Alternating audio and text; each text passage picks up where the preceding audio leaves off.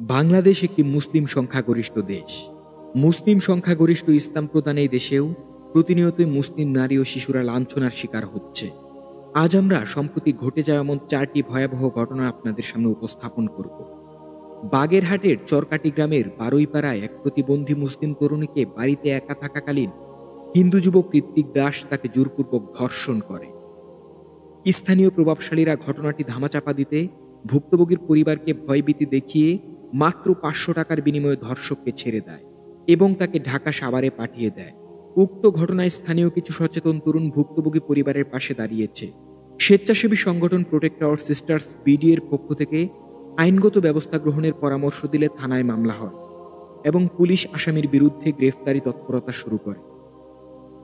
চট্টগ্রামের রাউজান উপজেলায় হলদিয়া ইউনিয়নের এক বিদ্যালয়ের প্রধান শিক্ষক প্রদীপ কুমার 3য় শ্রেণীর এক মুসলিম শিক্ষার্থীকে ক্লাসরুমে একা পেয়ে ধর্ষণ করে। এ ঘটনায় অভিভাবকগণ ও সহপাঠীরা মানববন্ধনের মাধ্যমে প্রতিবাদ জানান।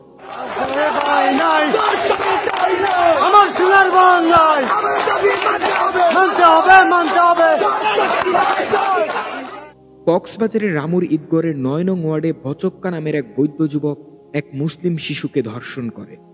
সে স্থানীয় গর্জানিয়া যুবলীগের সাধারণ সম্পাদক গোলাম মৌলা কোম্পানির মালিকানাধীন ডাম্পার গাড়ির চালক হিসাবে কাজ করত। 12 অক্টোবর পুলিশ তাকে গ্রেফতার করে। বরিশালের কোতোয়ালি থানার এলাকায় 2 জন মুসলিম তরুণীকে রাস্তায় আটকিয়ে হিন্দু যুবক তন্ময় দাস অশ্লীল ভাষায় উত্ত্যক্ত করে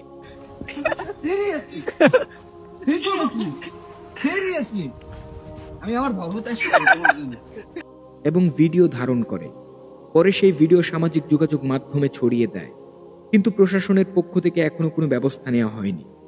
প্রতিটি ঘটনার পেছনে লুকিয়ে আছে এক বাস্তব ভয়। এই 4টি ঘটনা কোনো বিচ্ছিন্ন ঘটনা নয়, বরং একটানা ভয়ঙ্কর বার্তা দিচ্ছে বাংলাদেশে মুসলিম নারী ও শিশুরা আজ নিরাপদ নয়। প্রশ্ন জাগে, আমরা কি সত্যি সংখ্যাগরিষ্ঠ?